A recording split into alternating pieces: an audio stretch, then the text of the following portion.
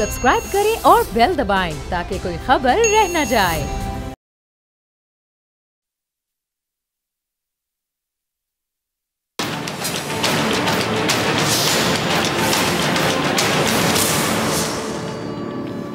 अस्सलाम वालेकुम नाज़रीन, मैं हूं डॉक्टर फ़िज़ा अकबर खान और मैं हूं पाकिस्तान और आप देख रहे हैं पाकिस्तान के सबसे बड़े न्यूज़ चैनल का नंबर 1 प्रोग्राम ऐसे नहीं चलेगा। बेशक अल्लाह ताला किसी कौम की हालत उस वक्त तक नहीं बदलता जब तक वो कौम खुद अपनी हालत ना बदले। ये हमारा दीन कहता है, ये कुरान कहता है, ये अल्लाह ताला फरमाता है। अल्लाह ताला ने कुरान में हर मसले का हल भी बता दिया, कामयाबी का हर राज बता दिया, निजात का हर तरीका बता दिया, राह रास्त पर चलने का सलीका भी बताया। ये वही कुरान है जिसे हम और आप रोज़ पढ़ते हैं, पढ़ाते हैं, लेकिन अफसोस की बात है कि समझ नहीं पाते। कुरान दुनिया की वो मोतबर तरीन मुक़द्दस और जामे किताब है जिसमें अल्लाह ताला ने हराम और हलाल से लेकर अच्छाई और बुराई के दरमियान फ़र्क तक बता दिया। लेकिन इसके बावजूद मुस्लिम उम्मा का हाल देखिए, मकरूज़ है, मजबूर है, लाचार है, मोहताज है, मगरिब के रहमो करम पर है। कभी आपने सोचा क्यों? क्योंकि हमने कुरान पढ़ा लेकिन समझा नहीं। हम अच्छाई और बुराई में तमीज़ करना यकीन जानिए भूल चुके हैं। और किसी भी कौम की मौत उस वक्त होती है जब वो अच्छाई और बुराई में तमीज़ भूल जाती है। पूरी मुस्लिम उम्मा की बात छोड़िए, अपने इस्लामी जमहूरिया पाकिस्तान को ले लीजिए, माशाल्लाह से दुनिया की पहली इस्लामी एटमी ताकत है, लेकिन हमारा हाल क्या है? लगता है ऐसा है कि पाकिस्तान दहाइयों से परेशानियों और आफात का मरकज़ बना हुआ है। एक परेशानी जाती है, दूसरी आ जाती है। सिर्फ एक चीज़ है जिसमें दिन ब दिन इजाफा हो रहा है, वो है कर्जा। वो भी आपने सोचा क्यों? कभी सोचा हो शायद? ये वो कौम है जो अल्हम्दुलिल्लाह मुसलमान है। ये वो कौम है जिसके पास रहनुमाई के लिए अल्लाह ताला की मुक़द्दस किताब मौजूद है, लेकिन इसके बावजूद हमारा मुआशरा क्यों मुसलसल ज़वाल की जानिब जा रहा है? ज़रा सोचिए। क्योंकि हम अपनी हालत बदलने को तैयार नहीं होते। एक बार जब हमारे बाओजदाद ने फैसला किया था कि वो अपनी हालत को बदल कर रहेंगे, तो फिर इसका सिला हमें ये मुल्क मिला। लेकिन उसके बाद मुल्क मिल गया, उसके बाद हमने कभी सोचा ही नहीं कि अपनी हालत को आखिर बदलना है, और अगर बदलना है तो कैसे बदलना है। हम खुदगर्ज हो गए। हमें अपने घरों की फ़िक्र तो रही, लेकिन मुल्क की फ़िक्र हम छोड़ बैठे। और नतीजा क्या मिला? आज वही नतीजा निकला जो निकलना था ऐसे रवैये के बाद। आज हम सब के सब मकरूज़ हैं। आज हमें यही नहीं मालूम कि हमारी समत क्या है, डायरेक्शन क्या है। आज हम एक दूसरे पर एतमाद नहीं करना चाहते। आज हम एक दूसरे से ही खौफ खाते हैं। आज हम इज्तिमाई तौर पर फ़ायदा नहीं सोचते। आज हम मुआशरे या मुल्क के फ़ायदे का नहीं सोचते, बल्कि इनफरादी तौर पर ज़ाती फ़ायदे को तरजीह देते हैं। भले इसमें मेरिट नज़रअंदाज हो जाए, मुआशरे का नुकसान होता है, हो जाए, मुल्क का नुकसान होता है, हो जाए। आज हम चाहते हैं कि हमारा मुल्क कोई ठीक कर दे, लेकिन हम इसको ठीक करने को तैयार नहीं होते। और फिर जैसे अवाम वैसे ही हुक्मरान। हम पर हुकूमत करने वालों ने हमें जमहूरियत और आमरीत में ऐसा उलझाया कि आज तक हम इसी बहस में पड़े हुए हैं। कौन सिलेक्टेड है, कौन इलेक्टेड है, कौन जमहूरी है, कौन जमहूरियत का दुश्मन है, कौन साजिशी है, कौन अवाम का दुख दर्द बांटने वाला है, कौन है जिसको अवाम की फ़िक्र और अवाम का दुख दर्द बांटेगा, कौन करप्ट है, कौन सादिक और अमीन है। हम क्या कर रहे हैं शायद हमें खुद भी मालूम नहीं है। हम क्या करना चाहते हैं शायद हमें नहीं मालूम। अपना घर साफ रखने के चक्कर में हमने मुल्क गंदा कर दिया। अपना मुस्तकबिल संवारने की कोशिश में हमने मुल्क को बिगाड़ कर रख दिया। अपनी नस्लों को महफूज करने की जिद्दोजहद में हमने कई अफराद की हक तलफी कर डाली। अपने आप को बेहतर बनाने में हम इतने अंधे हो गए कि हमारी नज़र में अच्छाई और बुराई की तमीज़ भी ख़त्म हो गई। और फिर भी उम्मीद करते हैं कि आगे सब अच्छा हो, कोई आए जो अच्छा कर दे, लेकिन हम खुद कुछ अच्छा करने को तैयार नहीं हैं। एक लम्हे को आप सब लोग इस मुल्क को अपना घर समझ लीजिए। जैसे अपने घर को अपना घर मानते हैं, बिल्कुल वैसे ही इस मुल्क को समझ लें। और फिर देखिए कि क्या आपका घर इस वक्त अच्छी हालत में है। अगर नहीं है तो आपने कैसे इसको ठीक करना है, आपकी क्या जिम्मेदारी है। इसके लिए सबसे पहला काम जो हमें करना होगा, ज़रा सुनिएगा, वो क्या है? अच्छे और बुरे में तमीज़। क्या अच्छा है, क्या बुरा है। क्योंकि आज हमारा सबसे बड़ा मसला नाजरीन ये है कि हम शख्सियत परस्ती में इतने अंधे हो गए कि हम ये नहीं देखते कि क्या कोई क्या कह रहा है, हम ये देखते हैं कि कौन कह रहा है। अगर जिस शख्सियत से हमें मोहब्बत है, वो हमारा रहनुमा है, वो कह रहा है तो जो भी कह रहा है सही होगा। हम सवाल नहीं करते, जबकि इस्लाम तो वो दीन है जहाँ एक आम आदमी खलीफा वक्त से सवाल करने का हक रखता है। ہم نے تو اپنے سارے حق خود ہی گوا دیے. آج واقعی مجھے بہت افسوس ہو رہا ہے. اس ملک کو اپنا گھر سمجھوں تو ایسا لگتا ہے کہ میں نے اپنا گھر, بڑے افسوس کے ساتھ کہوں گی, میں نے اپنا گھر اپنے ہاتھوں سے بگاڑ دیا, گروی رکھ دیا. اس گھر کی رونقیں اگر ماند پڑی ہیں تو اس میں میرا اور آپ کا اتنا ہی کردار ہے جتنا کہ اس گھر کو چلانے والوں کا. کیونکہ ہم بھی تو اندھے, گونگے اور بہرے بن گئے. ہم بھی تو اپنے ذاتی مفاد کے چکر میں ملکی مفاد کو نظر انداز کرتے رہے. ہم بھی تو خود غرضی میں اتنے آگے نکل گئے کہ ہماری عیاشیوں اور چھوٹے چھوٹے فائدوں کے چکر میں ہمارا ہی گھر مقروض ہو گیا. اور حالت یہاں تک پہنچ گئی کہ پاکستان کا ہر سرکاری ادارہ بدترین خسارے میں چلا گیا. لیکن اس کے باوجود فرق ہی نہیں پڑتا. دنیا میں کوئی ایسی قوم آپ مجھے دکھا دیں جس کے پیسوں سے سرکاری ادارے چلتے ہوں اور وہ مسلسل خسارے میں ہوں, اور وہ قوم خاموش تماشائی بن بیٹھی ہو. دنیا کی مجھے کوئی ایک ایسی قوم دکھا دیں جس کی خون پسینے کی کمائی سے پارلیمنٹ میں اجلاس بلائے جاتے ہوں اور وہ سوال بھی نہ کرے کہ اس اجلاس کا نتیجہ کیا نکلا, میرے بارے میں کیا بات کی گئی, ہمارے بارے میں کیا بات کی گئی, عوام کے بارے میں کیا بات کی گئی. دنیا کی وہ قوم آپ مجھے دکھا دیں جو ٹیکس اس لیے نہ دے کہ وہ جانتی ہو کہ ملک چلانے والے کرپٹ ہیں, لیکن ان کو منتخب کرنے والی بھی وہی قوم ہو. دنیا کی مجھے کوئی ایک ایسی قوم بتا دیں جو ثابت مجرم کو اپنا قائد بھی کہتی ہو اور اس کی بننے والی جائیدادوں پر سوال کرنے والوں کو جمہوریت کا دشمن کہتی ہو. سوائے ہمارے ایسی کوئی قوم نہیں ہے. ڈھونڈیں گے بھی تو نہیں ملے گی, لیکن ہماری قوم ہے. کیا کہوں, ماشاءاللہ, الحمدللہ, کیا بولوں. وزیر اعظم پاکستان عمران خان صاحب, کئی لوگوں کو ان سے اختلاف ہے, ہمیں بھی ہوتا ہے. کئی لوگ نہیں چاہتے کہ وہ وزیر اعظم کی کرسی پہ بیٹھے رہیں. کوئی بات نہیں, ان کا سیاسی حق ہے, ان کی رائے ہے. کئی لوگ ان سے ناخوش ہیں اور کچھ تو بہت زیادہ ناخوش ہیں. چلیں, یہ بھی ان کا حق ہے, رہیں ناخوش. کئی لوگ ان پر تنقید کرتے ہیں, اور جہاں بنتی ہے تنقید ہم کھل کر تنقید کرتے ہیں, اور کرنی بھی چاہیے. بے شک یہ ہم سب کا جمہوری حق ہے, آئینی حق ہے, لیکن کی ذمہ داری ہوتی ہے, اور وہ یہ کہ جب کوئی بھی انسان, کوئی بھی شخص حق کی بات کرے, آپ کو تلخ ہی صحیح مگر حقیقت بتائے, تو اس کی بات کو اس لیے نظر انداز نہیں کرنا چاہیے کہ آپ کو اس سے اختلاف ہے, سیاسی اختلاف ہے, بلکہ اختلاف رکھتے ہوئے کم از کم اس کی بات کو ماننا چاہیے, تسلیم کرنا چاہیے. عمران خان اکثر ہی خطاب کرتے ہیں, لیکن آج جو انہوں نے کہا وہ بہت اہم ہے, ہر لحاظ سے بہت اہمیت کا حامل ہے.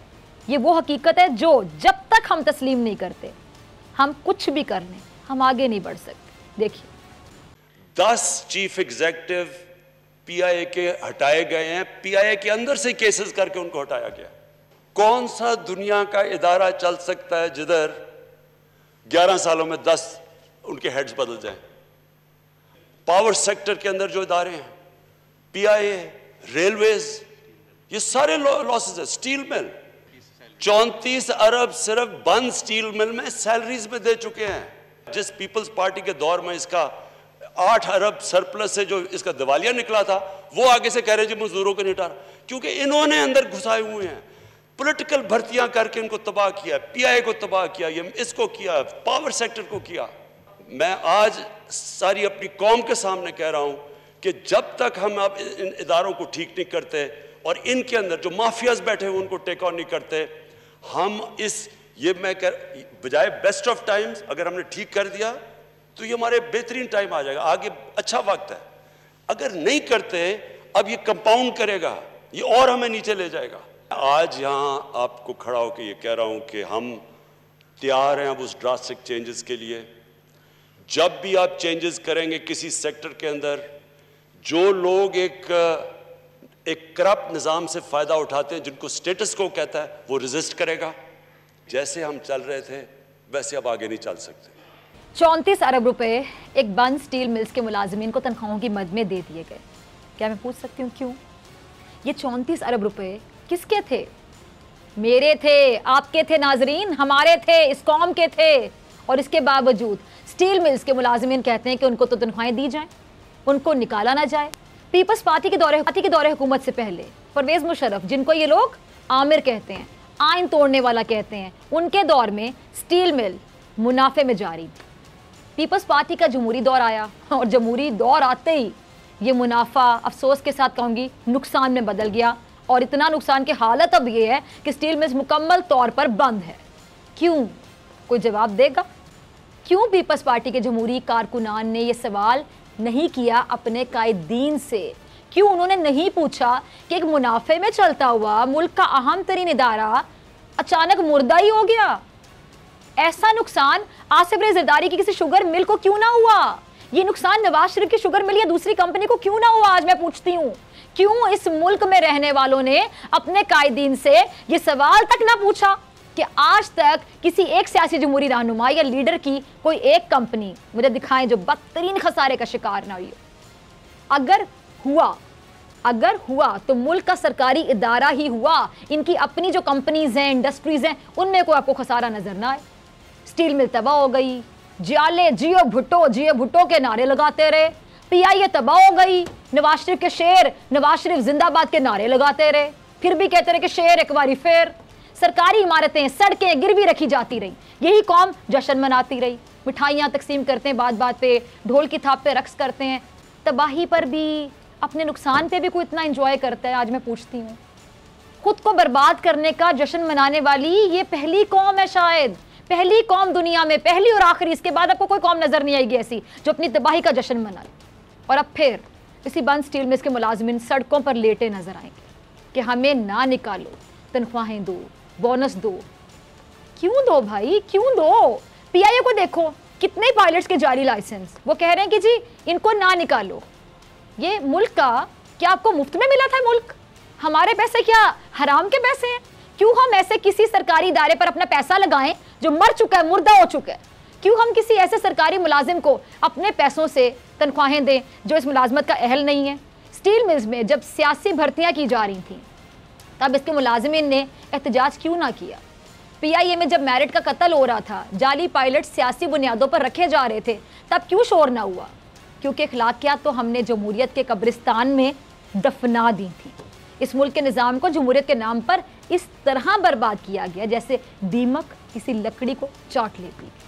ہر سرکاری ادارے کا خون نچوڑ لیا گیا۔ اس وقت سب جب دیکھیں، جب اس طرح کا جب بھی ہم نے دیکھا یہ جو شاندار جمہوری دور بتاتے ہیں کہ کامیابی کے دور، جمہوریت کے دور، یہ وہ، ہم نے دیکھا کہ ایسے ادوار میں سب خون چوستے رہے۔ اور اب بے حسی اور خود غرضی کا عالم یہ ہے کہ مردہ ادارے سے بھی ہم فائدہ چاہ رہے ہیں۔ وہ ادارہ جو مر چکا ہے اس سے ہم فائدہ چاہ رہے ہیں۔ عمران خان صاحب نے جس تبدیلی کا اشارہ دیا ہے، اس کے بعد کئی احتجاج سامنے آئیں گے۔ ہر سرکاری ادارے میں سرکاری سیاسی طور پر ہم دیکھیں گے کہ بھرتی کیے جانے والے افراد سڑکوں پر نکلیں گے اور سر پیٹیں گے، بتائیں گے کہ ان کے روزگار پر لات ماری جا رہی ہے، دہائیاں دیں گے کہ ان کے گھروں میں فاقوں کی نوبت آ رہی ہے، احتجاج کریں گے، دھمکیاں بھی دیں گے۔ لیکن یہ قوم مزید ایسے کسی مردہ ادارے کو نہیں پال سکتی جس کو اس کے لیے اپنے لوگوں نے تباہ کیا، اپنے ہاتھوں سے۔ بہت مراد لے لی، بہت عیاشیاں کر لی، جس نے بھی کی، سب نے بہتی گنگا میں ہاتھ دھوئے ہیں۔ جس کی جتنی پہنچ تھی اس نے اتنی کرپشن کی۔ لوگ گھر بیٹھے تنخواہیں مانگ رہے ہیں، وہ بھی اس قوم کے ٹیکس کے پیسوں سے۔ یہ سب مافیاز ہیں اور ان سے چھٹکارا یقین جانیے لازمی ہے، ضروری ہے۔ اس کا رد عمل شدید ہوگا، لیکن ملک کے ہر سرکاری ادارے پر قابض ان لوگوں کا خاتمہ اب وقت کی ضرورت بن چکا ہے، کیونکہ اب فیصلہ ملک کے لیے کرنا ہوگا، پاکستان کے لیے کرنا ہوگا۔ اب ملک کو اپنا گھر سمجھنا ہوگا، پاکستان کو اپنا گھر سمجھنا ہوگا، تاکہ اس گھر کو بچانے کے لیے سخت فیصلے کیے جا سکیں، سخت فیصلے اور صحیح فیصلے۔ اور عمران خان صاحب اس کے لیے تیار ہے۔ دیکھیے، کوئی مضبوط نہیں ہوتا، اللہ کے اوپر ہوتا ہے۔ آپ آج ہیں، کل نہیں ہیں۔ میں اپنے گھر میں رہتا ہوں، سارے اپنے خرچے برداشت کرتا ہوں سوائے ٹریول کے اور سیکیورٹی کے جو کہ میں نہیں کر سکتا۔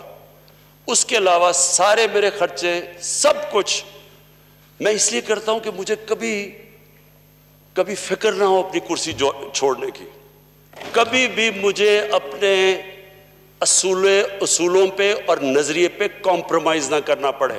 جب بھی مجھے کہا گیا کہ جو ہو یہ چینی ماں یہ تو مشرف نہیں کر سکا تو یہ تو آپ کو گرا دیں گے، یا بھی پی آئی کی جی رپورٹ دبا دیں، سوچیں، میں کہتے پی آئی کی رپورٹ دبا دو، یعنی آپ اگر فیک نہیں یہ پبلش کرتے کہ یہ لوگوں کے فیک لائسنسز ہیں، یعنی لوگوں کی جانوں خطرے میں، اگر کوئی آپ کو پتا ہو رپورٹ میں کہ کوئی فیک لائسنس ہے اور آپ نہ کریں، मुल्क को क्रैश हो जाए तो खून तो मेरे हाथों पे है। कुर्सी आने जाने की चीज है, लेकिन जो आपको कभी छोड़ना नहीं चाहिए वो है आपका नजरिया। स्ट्रगल के बगैर आज तक किसी ने दुनिया में कोई काम नहीं किया। जनरल मुशर्रफ की उस गवर्नमेंट इतनी बुरी नहीं थी, लेकिन जो उसने एनआरओ दिया उसने इस मुल्क को इधर खड़ा किया ला के। आप देख लें, एनआरओ से पहले पाकिस्तान की इकोनॉमी देख लें, सब कुछ देख लें, कर्जे देख लें। वो जो 2 एनआरओ दिए उन्होंने, उसके बाद जो 10 साल में मुल्क लूटा गया, वो यही चाह रहे हैं मेरे से कि किसी तरह इमरान के ऊपर प्रेशर डलवा के, किसी तरह -1 करवा के ये बच जाएंगे। इन्हें नहीं पता कि ये -1 हो भी गया तो बाकी भी कोई इनको नहीं छोड़ेगा इंशाल्लाह। अच्छा जी, एक वो थे जिन्होंने अपने घरों की तज़ीनो आराइश भी कौम के पैसों से करवाई। कौम जानती है, करोड़ों के सरकारी दौरे किए, करोड़ों की टिप्स, अपना इलाज तक कौम के पैसों से करवाए। बेचारे गरीबों ने, इतने गरीब हैं ये कि आपके और मेरे पैसों से अपने इलाज करवाते हैं ये, और आज भी वो कौम के लीडर समझे जाते हैं। सबसे ज़्यादा दुख की बात ये, आज भी कौम के लीडर समझे जाते हैं कुछ लोगों के मुताबिक। कौमी असम्बली में लहरा कर अपनी जायदादों के ज़राए दिखाए और सुप्रीम कोर्ट में एक जाली कतरी खत पकड़ा दिया। अरबों की जायदादों का ना जवाब था ना हिसाब था। होता भी कैसे, सही तरीके से बनाई होती तो शायद जवाब भी होता, हिसाब भी होता। अच्छा, इसके बावजूद ज़रा सुनिए, ऐसे लोग इसके बावजूद इसी कौम के लीडर कहलाए। गोरों से कर्जा मांगकर अपने कारोबार चमकाने वाले इस कौम के सो कॉल्ड लीडर्स और रहनुमा 70% खाने और 30% लगाने वाले इस कौम के लीडर कहलाए। हर मुश्किल वक्त में मुल्क से फरार हो गए। सिंध को तबाहाल करने वाले, जाली अकाउंट्स बनाने वाले भी इस कौम के लीडर कहलाए। सरकारी इदारों को कंगाल करने वाले, सियासी भर्तियां करने वाले, पुलिस जैसे महकमे को भी सियासत की नज़र करने वाले, जमहूरियत के नाम पर मुसलसल करप्शन करने वाले भी इस मुल्क के लीडर कहलाए। इस्लाम के नाम पर पैसा खाने वाले, कश्मीर के नाम पर करोड़ों कमाने वाले, सिर्फ इक़्तिदार की हवस में तौहीने मज़हब के फतवे लगाने वाले भी इस मुल्क के लीडर कहलाए। और इससे ज़्यादा हैरानी की बात यह है कि ये कौम अंधी तकलीद करती चली गई, ना सवाल ना जवाब, बस जो था बेहतरीन था, जो दिया ले लिया, जो नहीं दिया कभी शिकायत ही ना की, मांगा भी नहीं। इतनी साबिर कौम जो चंद हज़ार का कारोबार करने से पहले लाख बार सोचती है कि मेरे हज़ारों ज़ाया ना हो जाएं, उसने करोड़ों और अरबों का नुकसान करने वालों को अपना लीडर, अपना रहनुमा तस्लीम कर लिया। कैसे? क्योंकि नुकसान अपने घर का थोड़ी था, नुकसान तो पाकिस्तान का था, नुकसान तो मुल्क का था। ये भूल बैठे थे कि मुल्क का नुकसान होते होते बात घर तक आ ही जाती है, क्योंकि सब मिल बांट कर खा रहे थे। इस मुल्क को तबाहाल करने में वो आम फर्द भी जिम्मेदार है जिन्होंने सवाल नहीं किया, जिसने किसी भी सियासी जमात की अंधी तकलीद की, जो ये जानता था कि मेरिट नज़रअंदाज हो रहा है, मुल्क को नुकसान हो रहा है, लेकिन सिर्फ अपने फ़ायदे के लिए खामोश रहा। स्टील मिल हो, PIA हो या मुल्क का कोई भी सरकारी इदारा, इसमें काम करने वाले वो तमाम लोग जो सियासी बुनियादों पर रिश्वत देकर भर्ती हुए और इस इदारे का, हर उस इदारे का जिसका जनाजा निकाल दिया इन्होंने, अपना घर बनाते बनाते मुल्क बर्बाद करते रहे, वो सब के सब जिम्मेदार हैं, सब रिस्पॉन्सिबल। और वो अब रोला डालेंगे, शोर मचाएंगे कि सरकारी इदारों से उनको निकाला जा रहा है, फिर उनकी हिमायत में सियासी जमातें आ जाएंगी कि बेचारों के साथ तो बड़ा गलत हो रहा है, और हुकूमत को अवाम दुश्मन कहेंगे। ये बरसों से चलता आ रहा है, कोई नई बात नहीं है, लेकिन मजीद ऐसे नहीं चलेगा, नहीं चल सकता। अब ऐसे तमाम अफराद को हर सरकारी इदारे से बाहर निकालना होगा, जो उस इदारे की तबाही के जिम्मेदार बने, भले वो कोई भी हो, चेयरमैन हो या चपड़ासी हो। दहाइयों से इसका पैसा पानी की तरह बहाया जा रहा है। इस करप्ट निज़ाम से जिसने फ़ायदा उठा लिया, लेकिन मजीद अब ये रोना नहीं चलने दिया जाएगा। इमरान खान साहब का ये फैसला मेरे मुताबिक बेहतरीन है, बेहतरीन फैसला, और वक्त की सबसे अहम ज़रूरत है, अहम तरीन ज़रूरत। और हमें बाहैसियत एक कौम, बाहैसियत एक मुसलमान कौम अपनी हालत बदलने की अब कोशिश करनी होगी। अब नहीं तो कब नाजरीन, अब नहीं तो कब? अच्छाई और बुराई में तमीज़ करनी होगी। अपने मुल्क को, अपने प्यारे पाकिस्तान को अपना घर प्रैक्टिकली मानना होगा। ये पाकिस्तान है, ये नहीं तो हम कुछ नहीं है, ये पाकिस्तान ही है हमारी पहचान। हमारा सब कुछ पाकिस्तान है, हमारा सब कुछ हमारा वतन है, हमारा सब कुछ हमारा मुल्क है, ताकि ये मुल्क आगे बढ़ सके। अब हमें सोचना होगा, बहुत हो गई सियासी ब्लैकमेलिंग, बहुत खेल लिया जमहूरियत के नाम पे। ये मुल्क बहुत मुश्किलों से बड़ी कुर्बानियों से हासिल किया गया। जब हिस्ट्री की किताबें उठा के पढ़े, रोंगटे न खड़े हो जाए तो मेरा नाम बदल दीजिएगा। इस मुल्क की बुनियादों में मेरे, आपके, हमारे बड़ों का, हमारे बाउजदाद का खून शामिल है। हमें अब सवाल करना होगा हर उस रहनुमा से जिसको हमने वोट दिया अपने लिए और अपनी आने वाली नस्लों के लिए। कोई भुट्टो को जिंदा रखकर अपनी सियासत चमका रहा है और अपनी सियासत चमकाता चला रहा है, लेकिन सिंध को देख लें, इतने सालों में मुल्क बदल जाते हैं, लेकिन ये लोग दर्जन सालों में एक सूबे की हालत ना बदल सके। 30 सालों में रियासतें ज़मीन से आसमान तक चली जाती हैं, लेकिन ये एक रियासत को कर्जों से बाहर ना निकाल सके। और हम सबसे ज़्यादा कसूरवार तो हम लोग हैं बतौर कौम। हम अंधे भी हो गए, हम गूंगे भी हो गए और बहरे भी बने बैठे रहे। ये वक्त, मैं अपने अल्फाज दोहराऊंगी, बहुत अहम है। अब नहीं तो कब, अब नहीं तो कब, ये वक्त बहुत अहम है और इसमें किए जाने वाले फैसले भी उतनी ही अहमियत के हामिल होंगे जितना ये वक्त अहम है। अब ये नहीं देखना है कि कौन कह रहा है, अब ये देखना है कि क्या कह रहा है और मुल्क का कितना फ़ायदा है उसके कहने में। क्योंकि अगर मज़ीद इस मुल्क में ऐसे ही चलता रहा तो ये मुल्क, बड़े अफसोस के साथ कहूँगी, कभी नहीं चलेगा। मिलते हैं ब्रेक के बाद।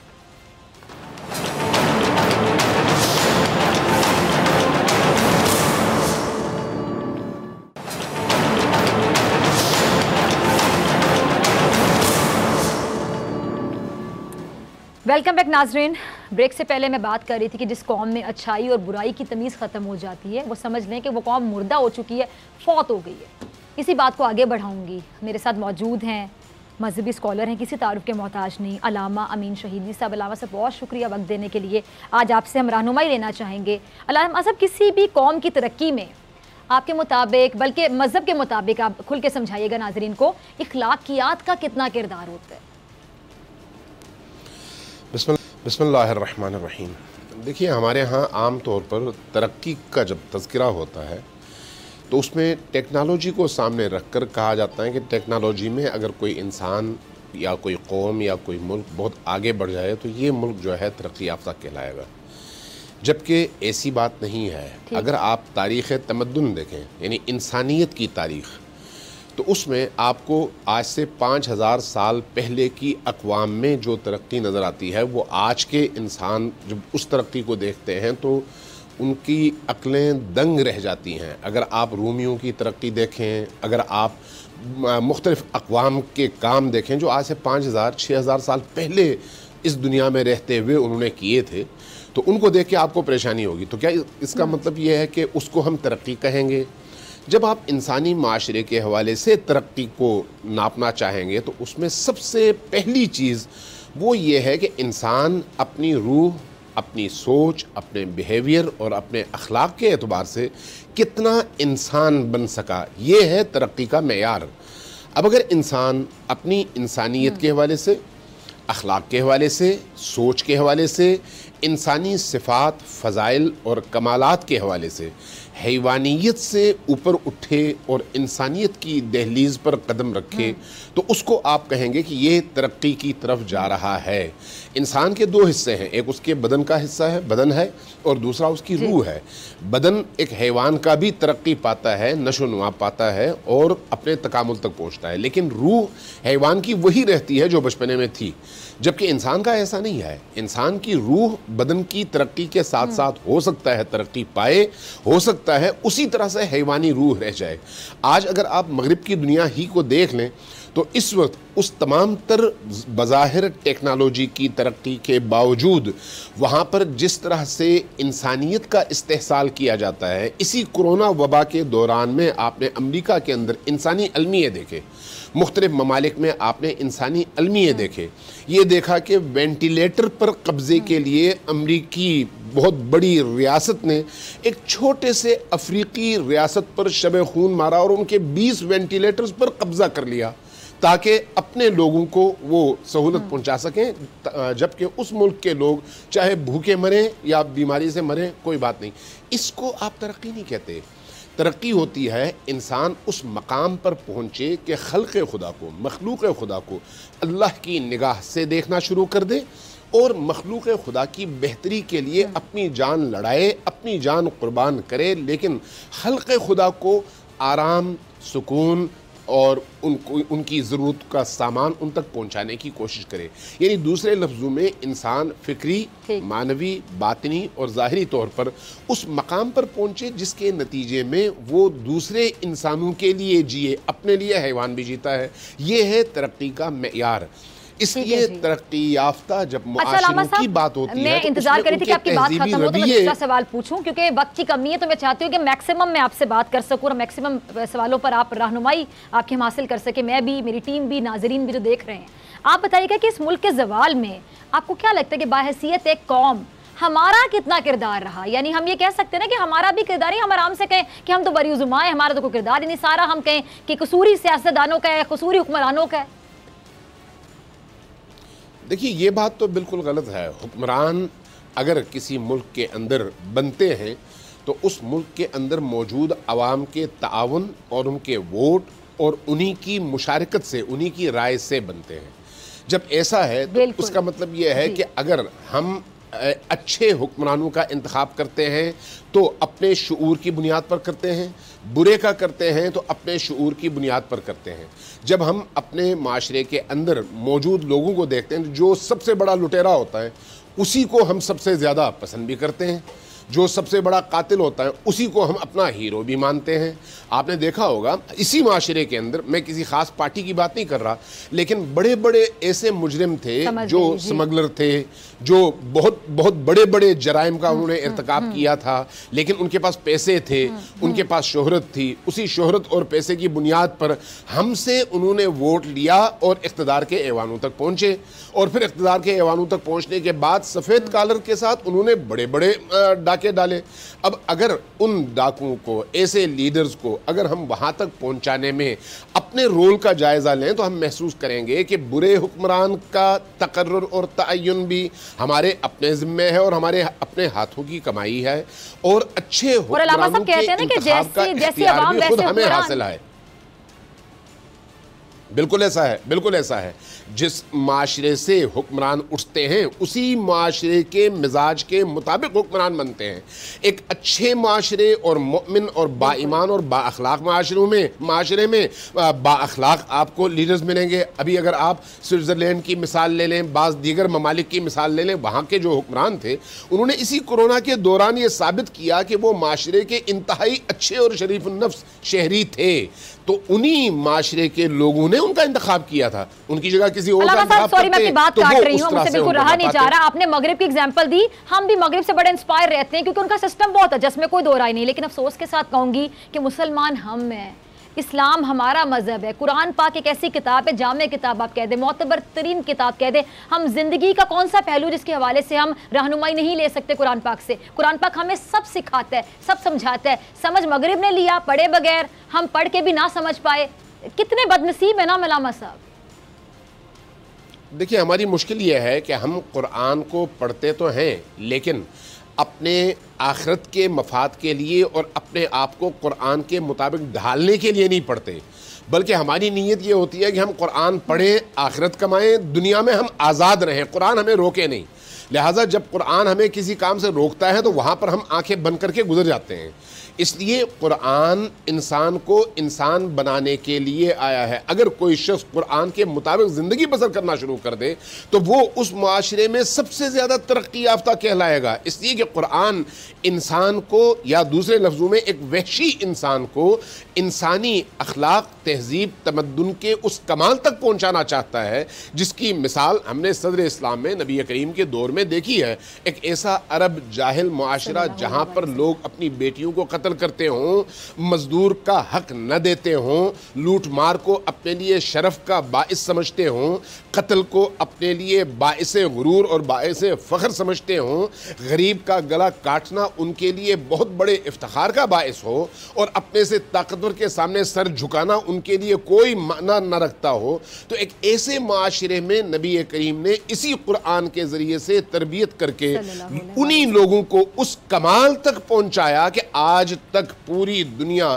اس کی مثال لانے سے قاصر ہے. یہ ہے وہ قرآنی تربیت جس کا مظاہرہ نبی کریم نے اپنے دور میں فرمایا. ناظرین کو اپنے انداز میں پلیز یہ بھی سمجھائیے گا کہ بہت سے لوگ ایسے آپ بھی جانتے ہوں گے, میں بھی جانتی ہوں, جنہوں نے قرآن پاک صرف عربی میں پڑھا ہے. عربی ہماری زبان نہیں ہے, ہم اس کو پڑھتے ہیں, ہاں ثواب ملتا ہے تلاوت کرنے سے, لیکن جب تک ہم اس کو اپنی زبان میں نہیں پڑھیں گے, اگر فار ایگزامپل ہماری زبان اردو ہے, کسی کی زبان فارسی ہے, کسی کی زبان انگریزی ہے, اپنی زبان میں جب تک ہم اس کو پڑھیں گے نہیں ترجمے کے ساتھ, ہم عمل درآمد کیسے کر سکتے ہیں, ہم اس پہ عمل کیسے کریں گے کہ قرآن ہم سے کہتا کیا ہے. تو پلیز ذرا گائیڈ کیجیے گا لوگوں کو کہ عربی کے ساتھ پڑھنے کے ساتھ ساتھ ترجمے سے بھی اپنے بچوں کو قرآن پڑھائیں اور تفسیر پڑھائیں. اس کے بعد آپ نے بہت خوبصورت نقطہ اٹھایا ہے, میں آپ کو اپریشیٹ کرتا ہوں. دیکھیے, قرآن محبوب کا خط ہے محب کے نام, معشوق کا خط ہے عاشق کے نام. کیسے ہو سکتا ہے کہ ایک شخص جو ہے اپنے محبوب کا نامہ اور خط وصول کرے اور اس کو پڑھے اور سمجھے نہیں, بلکہ سر پہ سجائے رکھے یا اپنے سینے سے لگائے رکھے؟ یہ عشق کا اظہار نہیں ہے, محبت کا اظہار یہ کبھی بھی نہیں ہے. آپ اگر اپنے کسی محبوب ترین فرد کا میسج وصول کرتے ہیں تو اس کو بار بار پڑھتے ہیں, ایک ایک لفظ کو پڑھتے ہیں, غور کرتے ہیں کہ اس نے اس لفظ میں کون سا میسج مجھے دیا ہے, اور اس کی کیفیات کو میں محسوس کرنے کی کوشش کروں گا. تب محسوس ہوگا کہ میں واقعی اس کا عاشق ہوں, اس کا محب ہوں اور اس کو میں پسند کرتا ہوں.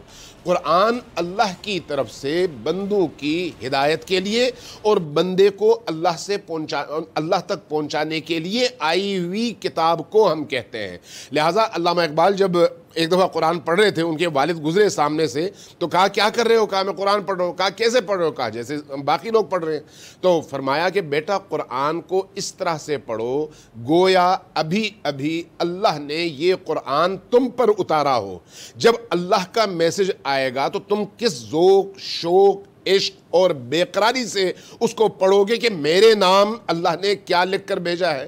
جب انسان آج کے دور میں بھی قرآن کو اس حوالے سے پڑھنا شروع کر دے کہ قرآن میرے نام میرے رب کا پیغام ہے, جس میں میری نجات کا پورا فلسفہ اور اس کی حکمت عملی درج ہے, تو نتیجتاً میں قرآن کے ایک ایک لفظ کو سوچ کر, سمجھ کر اور غور کر کے پڑھوں گا, اور اس کے نتیجے میں ایک ایک آیت میری زندگی تبدیل کر دے گی. اور ایک ایک آیت واقعی آپ کی زندگی تبدیل کر دیتی ہے. اب زندگی میں دیکھتے ہیں, اب نظر دوڑا کے دیکھیں آپ کی زندگی میں جتنے مسائل ہیں, جتنی خوشیاں بھی ہیں, تو آپ کوئی آیت آپ کو یاد آ جائے تو آپ کو لگتا ہے کہ آیت بالکل میری زندگی کے مطابق ہے. فار ایگزامپل مجھے ایک آیت بہت پسند ہے سورہ رحمان میں, فَبِأَيِّ آلَاءِ رَبِّكُمَا تُكَذِّبَانِ, اور تم اپنے پروردگار کی کون کون سی نعمت کو جھٹلاؤ گے. آپ یقین جانیں علامہ صاحب, میں کچھ دنوں سے بیمار ہوں اور مجھے وہ یاد آتا ہے کہ تندرستی ہزار نعمت ہے. واقعی تندرستی تو سب کچھ ہے, اور ہمارے سامنے رزق پڑا ہوتا ہے. اگر ہم بیمار ہیں, ہم کھا نہیں پا رہے ہوتے, تو پھر یہ یاد آتا ہے کہ اور تم اپنے پروردگار کی کون کون سی نعمت کو جھٹلاؤ گے. آپ کا لاسٹ کامنٹ چاہوں گی کہ مجھے بریک پہ جانا ہے علامہ صاحب, صرف 20 سیکنڈ ہے. میں نبی پاک علیہ الصلوۃ والسلام کے حوالے سے ہی ایک جملہ عرض کروں گا. ایک شخص عربی تھا, آیا نبی کریم کی بارگاہ میں, عرض کیا یا رسول اللہ مجھے جلدی ہے, بس ایک نصیحت کیجئے میں چلا جاؤں. آپ نے فرمایا کہ اللہ نے تمہارے نام میسج بھیجا ہے, فَمَن يَعْمَلْ مِثْقَالَ ذَرَّةٍ خَيْرًا يَرَهُ وَمَن يَعْمَلْ مِثْقَالَ ذَرَّةٍ شَرًّا يَرَهُ. جس شخص نے سوئی کے نوک کے برابر خیر انجام دیا وہ بھی اپنے سامنے موجود پائے گا, اور جس نے سوئی کے نوک کے برابر ذرہ برابر شر انجام دیا, برائی کی, اس برائی کو بھی اپنے سامنے پائے گا. اب تمہارے اختیار میں ہے کہ تم شر میں جلنا چاہتے ہو یا خیر سے مستفید ہونا چاہتے ہو. وہاں پر وہ شخص اٹھا اور کہا یا رسول اللہ بہت بہت شکریہ آپ کا, آپ نے مجھے زندگی کا حاصل بتا دیا. اور یہ سن کر وہ چلا گیا. صحابیوں نے پوچھا کہ یا رسول اللہ یہ کیسا شخص تھا, بے ادب تھا, آپ کا ایک جملہ سنا اور اس کے بعد نکل گیا. کہا کہ آیا تھا تو سوالی بن کر, لیکن واپس گیا انسان اور فقیہ بن کر, سمجھدار بن کر. اب یہی ایک جملہ اس کی پوری زندگی تبدیل کرنے کے لیے کافی ہے. تو گویا قرآن کریم کی ایک ایک آیت ہماری پوری زندگی کو چینج کر سکتی ہے, بشرطے کہ ہم اس آیت کے مفہوم, پیغام اور اس کے اندر موجود معرفت کو جان سکیں. کتنا سمجھتے ہیں ہم اس کو. کیا بات ہے, کیا بات ہے. بہت شکریہ کے وقت کے لیے. اسی کے ساتھ مجھے بریک پہ جانا. بریک سے آنے کے بعد میرے ساتھ موجود ہوں گے صدیق جان اور ان کی بڑی خبر.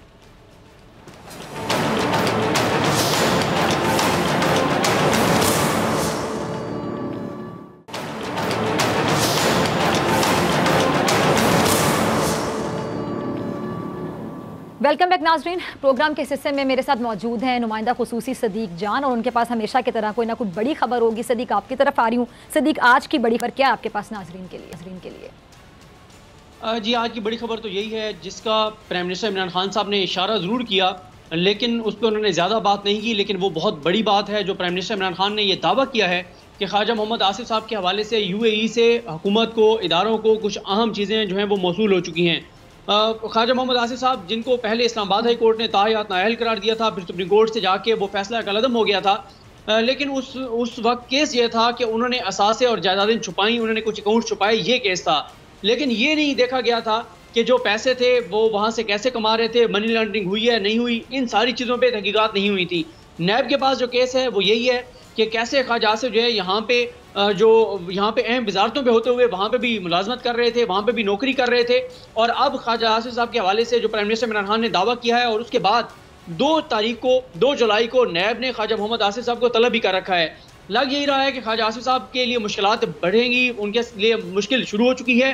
اس کی ریزن یہ ہے کہ خواجہ آصف صاحب جب یہاں پہ اہم وزارتوں پہ تھے، جب یہاں پہ وزیر خارجہ بھی تھے، اس وقت بھی خواجہ آصف صاحب وہاں پر UAE کے کمپنی میں ملازمت کر رہے تھے۔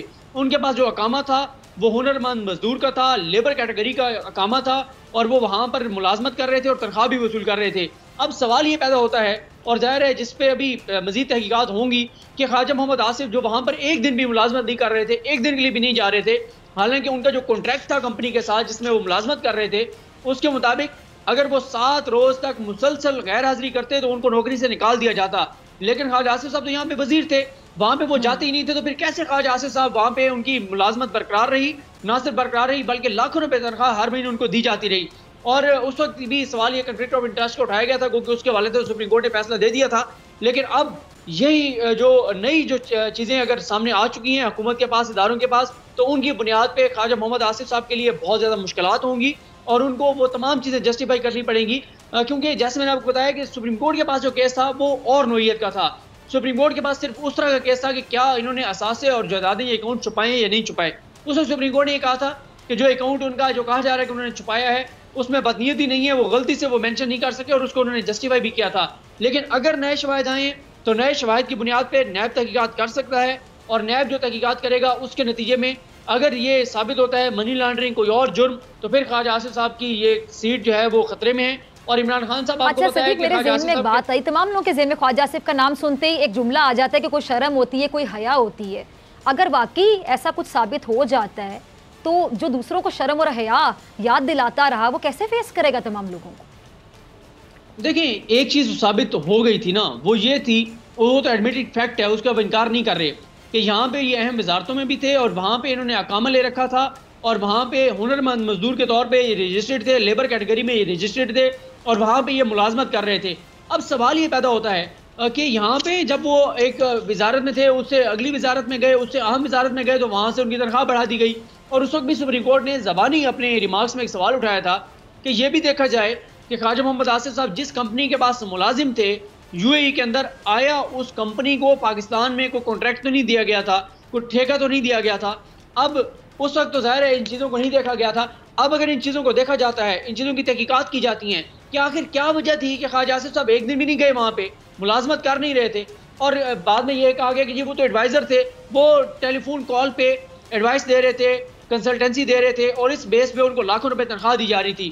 لیکن سوال تو آج بھی برقرار ہے کہ آپ اتنی اہم وزارت میں ہو کر، اور جس ایسی وزارتوں میں آپ بیٹھے تھے کہ جہاں پہ آپ کے پاس پاکستان کے حوالے سے، پاکستان کی ریاست کے حوالے سے اہم معلومات بھی ہوتی ہیں، تمام چیزوں سے آپ باخبر ہوتے ہیں، اور ساتھ ہی آپ یہاں پر وزیر ہوتے ہوئے آپ UAE کے کمپنی میں ملازمت کر رہے ہیں، وہاں پہ اقامہ لیا ہوا ہے، ہنرمند مزدور کے طور پر رجسٹرڈ ہیں، اور آپ کو تنخواہ بھی مل رہی ہے، اور آپ نے یہ چیز ڈکلیئر بھی نہیں کی ہوئی تھی، یہ چیز آپ نے بتائی ہوئی بھی نہیں تھی۔ اب اگر نیب ان تحقیقات کو آگے بڑھاتا ہے، اور اس پہ جو اہم شواہد جو پرائم منسٹر عمران خان نے کہا ہے، تو یہ تو اب آنے والے دنوں میں پتہ چلے گا کہ آیا کون سے وہ شواہد ہیں جو نیب کے پاس آئے ہیں، اداروں کے پاس آئے ہیں، کون سے ادارے کے پاس آئے ہیں، آیا اس میں بھی ایسٹ ریکوری یونٹ کا کوئی کردار ہے یا نہیں ہے، کیونکہ ہم نے یہ دیکھا ہے کہ ایسٹ ریکوری یونٹ جو ہے وہ اس حوالے سے کافی کام کر رہا تھا کہ جو پبلک آفس ہولڈر رہے ہیں یا موجودہ پبلک آفس ہولڈرز ہیں، ان کے حوالے سے بیرون ملک کے اثاثے، جائیدادیں، اکاؤنٹس اور وہ تمام چیزیں پاکستان لائی جائیں اور ان کے خلاف تحقیقات کی جائیں۔ تو 2 تاریخ کی ابھی تو ابتدائی سماعت ہے، جس میں ابتدائی پیشی ہے جس میں وہ جائیں گے، لیکن آگے چل کر اندازہ ہوگا جب یہ چیزیں سامنے آئیں گی کہ کیا کیا چیزیں آ گئی ہیں، تو بتایا جا سکے گا کہ کتنا چلیں ہم بھی آگے چلتے ہیں کلوزنگ کی طرف۔ بہت شکریہ سے بڑی خبر کے لیے، آپ کے تجزیے کے لیے. اسی کے ساتھ ڈاکٹر فیض اکبر خان کو دیجیے اجازت. آپ سے ملاقات ہوگی انشاءاللہ کل سیم ٹائم سیم چینل. اگر زندگی نے وفا کی اپنا خیال رکھیے گا، اپنے پیاروں کا خیال رکھیے گا، دعاؤں میں یاد رکھیے گا. اللہ نے کے بعد